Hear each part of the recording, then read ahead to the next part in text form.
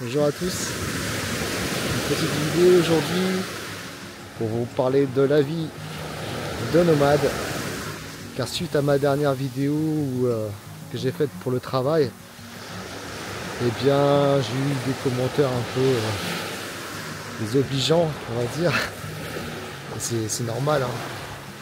Et je voulais justement faire une vidéo sur ça, sur le côté dur de la vie nomade. Parce qu'il est vrai que certains pourraient croire que c'est la vie idéale, mais en fait ce n'est pas la vie idéale pour beaucoup de gens. C'est une vie plus simple, mais avec effectivement quelques inconvénients. Donc je fais cette vidéo aujourd'hui, malgré que je sois dans un endroit bien sympathique. Je fais cette vidéo pour bien expliquer que c'est pas l'utopie que certains pourraient avoir en fait. Donc déjà on vit dans un espace restreint. C'est pas un espace où vous vous en doutez, on peut pas marcher comme dans une maison. Donc c'est un inconvénient, le manque d'espace. Mais ce qui en fait aussi un avantage d'un autre côté, car beaucoup moins de ménage, tout nous tombe sur la main. Donc voilà, c'est un inconvénient quand même pour ceux qui aiment l'espace et ceux qui ont envie d'espace. Donc déjà ça écarte, on va dire, une catégorie de personnes. Ensuite c'est vraiment une vie minimaliste. On ne peut pas stocker tout un tas de choses dans un van ou un camping-car. Donc pour y vivre, je parle hein, bien sûr, ne pas en vacances. Pour ceux qui ont envie d'avoir une vie alternative. Donc là je fais une vidéo pour tous ceux qui veulent vivre en van ou en camping-car, pas ceux qui n'y passent qu'en vacances. Donc là c'est une vie minimaliste en fait, on peut rien stocker à part l'essentiel. Pas comme dans une maison où on peut tout prendre en fait, ou stocker ou garder des choses souvent inutiles parce qu'on pense qu'on va en avoir besoin. Et bien là non, là on doit même se séparer de choses qui nous paraissent utiles et qu'on peut se servir de temps en temps, mais assez rarement, et là on ne peut pas se permettre. Il faut qu'on garde que les choses qu'on utilise régulièrement, on va dire. Mais ce qui permet de faire un tri dans sa vie et se rendre compte au bout de quelques temps qu'en fait on n'a pas besoin de grand chose pour vivre et que c'est notre système qui nous a amené de fausses croyances. Donc ensuite un autre inconvénient, être limité en eau, mais qui est un avantage écologiquement parlant, ou du moins un bon acte pour la nature. Mais c'est vrai que là par exemple avec mon camping-car, j'ai une semaine d'eau à peu près approximativement, avec une douche tous les jours, donc une semaine complète. Sans trop faire attention, je fais ma vaisselle, dès que j'ai besoin d'eau je tire de l'eau. J'ai même rajouté une pompe haute pression pour avoir un peu plus de pression. Et je tiens quand même une semaine avec mes 110 litres d'eau. Mais bon, ça nous oblige quand même à faire le plein d'eau au moins une fois par semaine si vous êtes en camping-car. Sinon, peut-être plus régulièrement si vous êtes en fourgon aménagé. Ça dépendra de la quantité de stockage que vous avez dans votre fourgon, dans votre camping-car.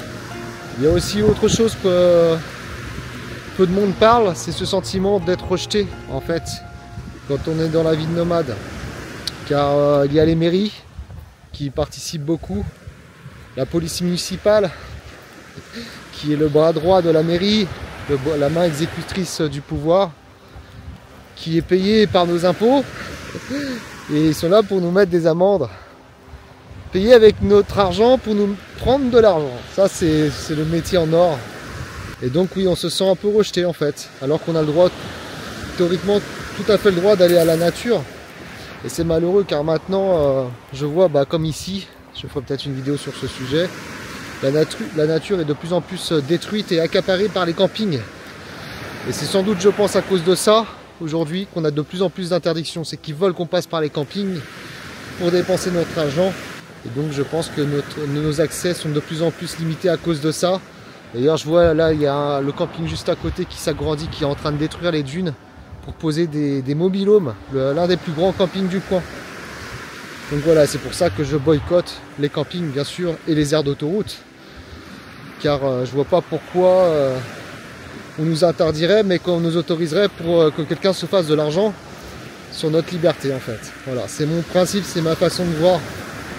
Donc je boycotte les campings et je boycotte les aires d'autoroute. Les aires de camping-car, pardon. En plus, c'est pas du tout mon truc d'être entassé comme des poulets dans un petit espace aussi restreint. Ça ne me fait pas rêver du tout et je vois pas l'intérêt en fait d'avoir un van ou un camping-car si c'est pour se retrouver sur un parking désinséré aux autres. Il y a des gens qui aiment ça et tant mieux pour eux. Mais non, moi j'aime pas ça, j'aime le côté sauvage, le côté nature. Et je me pose toujours dans des endroits un peu retirés, le plus proche de la nature si possible. Il y a aussi le fait d'être considéré comme des marginaux pour certains. Alors que pas du tout. On est peut-être marginal par rapport au système, parce qu'on a compris certaines choses de ce système et qu'on a envie de s'en extraire un petit peu. Mais beaucoup de gens travaillent, cotisent, payent leurs impôts. Il n'y a pas que des gens au RSA en van aménagé ou en camping-car. Loin de là. D'ailleurs aujourd'hui, être au RSA avec le prix de la bouffe et de l'essence en van aménagé, ça doit être compliqué. Déjà ça l'était avant le Covid. Moi j'ai testé, j'ai été un peu au RSA le temps de mes formations.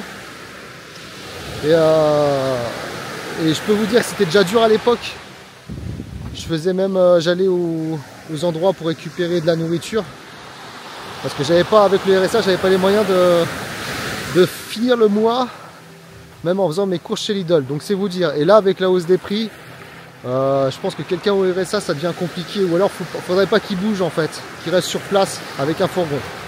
En tout cas, c'est sûr que si vous aimez le confort, les bains, tout ça, la grande télé, les grands écrans, malgré que c'est compatible parce que moi j'ai dans mon camping-car un grand écran avec vidéoprojecteur. Et si vous aimez vraiment le confort, le grand confort, c'est sûr que la vie de nomade n'est pas fait pour vous. Vous n'aurez pas le grand confort dont vous rêvez et dont le système vous a fait espérer, on va dire. Il vous a fait aimer avoir. Et être nomade, c'est pas facile tous les jours, loin de là. Il y a des moments difficiles, surtout quand vous tombez en panne, par exemple. Mais non, c'est pas facile tous les jours. Il y a des moments où on va pas spécialement bien. Et bien, on est tout seul souvent. Donc, la vie sociale n'est pas forcément aussi remplie que ce qu'on pourrait croire. Les gens en van, où c'est la fête tout le temps, où c'est tout le monde l'entraide, tout ça. Il y en a un peu, mais c'est pas... C'est une idée fausse, je pense, c'est un peu une utopie.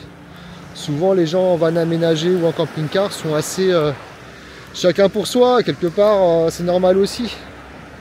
Bon, l'été, ici, il y a de plus en plus de... Enfin, il y a quand même pas mal d'échanges, mais hors saison, on va dire, c'est assez solide.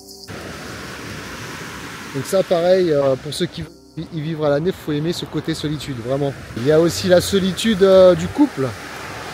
Car personnellement, depuis que je suis nomade, pas de couple en fait, hein. C'est pas évident.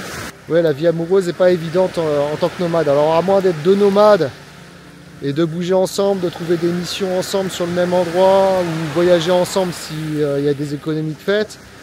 Mais sinon, c'est vraiment pas évident. Je pense que la vie amoureuse est beaucoup plus facile en étant sédentaire. Je voulais aussi préciser que tous ceux qui sont en van et qui n'ont pas forcément un chauffage à l'intérieur, genre des vannes aménagées, des fourgons aménagés soi-même, on va dire do it yourself, comme on dit en anglais, on n'a pas forcément de chauffage dedans. Moi personnellement, je l'ai vécu et là, je peux vous dire que c'est très très dur l'hiver. Quand vous vous réveillez le matin et qu'il gèle à l'intérieur du camion, vous grattez la glace sur le carreau, et bien c'est pas forcément facile tous les jours, mais ça fait une bonne expérience, je trouve. Ça nous renforce. Et il paraît que c'est bon pour la santé en plus, le frais comme ça. Donc oui, la vie est plus rude en règle générale, à part si vous avez un camping-car avec chauffage intégré, malgré que bon, il faut les finances quand même pour le chauffer, parce que généralement c'est au gaz, et avec le prix du gaz qui s'envole, eh bien ça coûte assez cher. Ou alors faire comme moi, avoir un petit poêle à bois, là c'est le top, parce que je dépense quasiment rien dans le chauffage et ça chauffe très bien. Donc oui, la vie est plus rude, ça c'est sûr, même si elle est plus libre et qu'elle offre des avantages certains. Mais on n'est pas totalement libre non plus, ça c'est faux. On reste sous les dictats de notre système, des mairies, souvent rejetés d'ailleurs, des mairies. On ne se sent pas vraiment libre à 100%, plus libre que la moyenne, mais pas libre à 100% et on en est loin d'ailleurs. Donc ça, il faut vraiment le prendre en compte en fait. Et avec tout ce qui se passe en ce moment, je suis pas sûr que ça s'arrange, surtout avec les JO qui arrivent en 2024. Je crois que ça va être de pire en pire, à tel point qu'il va falloir partir de France et aller dans un pays sous-développé pour se sentir plus libre. C'est assez incroyable quand même. On est au pays des droits de l'homme, mais bon, je vais pas vous dire ce qui se passe, hein, vous le voyez tous. Bon, ne prenez pas peur non plus, il y a aussi plein d'avantages, comme là par exemple, je suis dans un endroit magnifique. Et je peux profiter de cette tranquillité sereinement, même si les endroits où je suis là à l'heure actuelle sont de plus en plus difficiles à trouver et de plus en plus barricadés. D'ailleurs, peut-être qu'un jour, qui sait, les nomades commenceront à en avoir marre et réclameront leur droit de vie et enlèveront toutes ces barrières et toutes ces interdictions. Qui sait, c'est déjà un peu en cours, j'en vois de temps en temps d'ailleurs. Mais oui, il y a quand même des avantages. L'avantage de ne plus payer de loyer, plus d'électricité, plus d'eau, plus de taxes foncières ou d'impôts locaux, plus de box. Enfin, il y a tout un tas de dépenses liées au logement qui fait que du coup ça soulage quand même. Et puis le fait de pouvoir partir à droite, à gauche, prendre des missions d'intérim ou travailler aller là où il y a du travail. Ça c'est quand même super important. C'est ce que je fais d'ailleurs. Même si là je vais peut-être faire une petite pause au niveau du travail et me consacrer un peu à mes projets car je faisais des longues journées. Et au bout du compte, j'avais aucun temps pour moi. Bon, je crois que je vais faire demi-tour parce que je suis quand même bien loin. Le paysage est magnifique ici.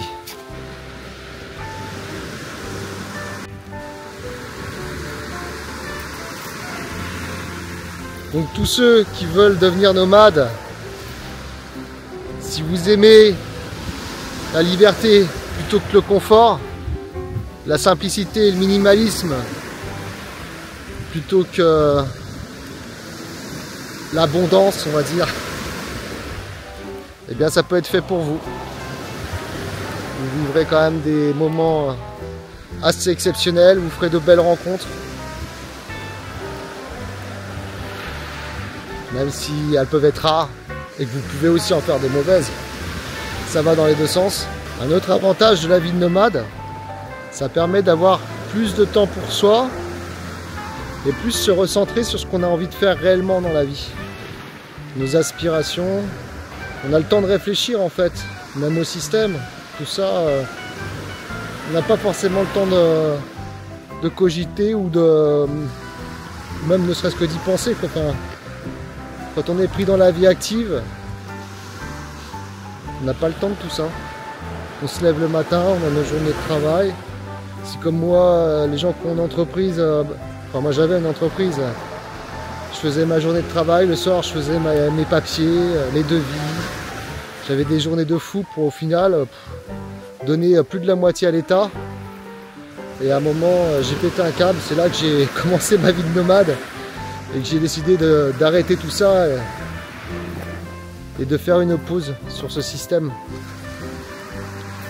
Ce qui a permis d'ailleurs de me réorganiser au niveau de ma vie. Depuis, tout a changé, je ne fais plus le même métier et je me sens bien comme je suis, même si je ne suis pas en couple. Déjà d'être épanoui intérieurement et professionnellement, c'est vraiment bien, c'est déjà une bonne chose. On verra, peut-être que je rencontrerai quelqu'un un jour, ça, mais je ne suis pas pressé, je ne suis pas dans la recherche. Je laisse la vie faire. J'ai un conseil aux futurs nomades, même ceux qui partent avec pas grand chose, c'est-à-dire un petit fourgon, et pas grand chose en fait, prévoyez un petit chauffage pour l'hiver quand même. Évitez ce que j'ai pu faire, surtout que maintenant il y a des chauffages pas trop chers, des genres chauffage à gasoil, des trucs comme ça. faites-le, ça vous changera la vie parce que sinon c'est très dur quand même la vie de nomade sans chauffage, l'hiver du moins. Ah oui aussi, il y a de plus en plus de monde qui le font. Enfin ça c'est des gens qui le disent, moi personnellement je trouve qu'il n'y a pas d'augmentation.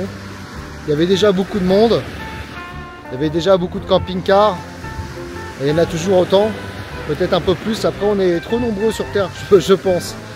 Donc que ce soit les vannes, fourgons aménagés, camping-cars ou même les voitures, il y en a trop, je pense. Donc dans tous les cas, et puis le fait que la vie devient de plus en plus chère, je pense que certains deviendront nomades, pas par choix mais par obligation en fait. Parce qu'ils n'auront peut-être plus les moyens de payer tout ce qu'ils ont à payer. C'est malheureux mais je pense qu'il y en a beaucoup dans ce cas-là. Après la vie reste belle, avec plein de bons moments.